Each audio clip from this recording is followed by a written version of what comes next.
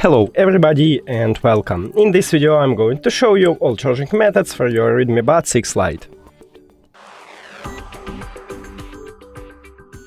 And the first one is to use an adapter and USB-C cable. So just connect adapter to the power.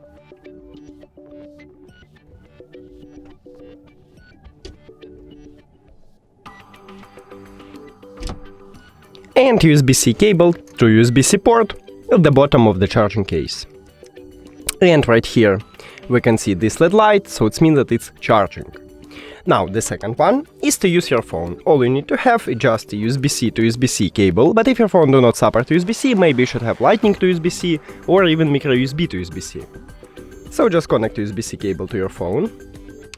And the second one to USB-C port at the charging case. And we again see this LED light, so it means that it's charging. That's it, thank you for watching this video. If you found it helpful, please consider subscribing to channel and leave the like on the video. See you later!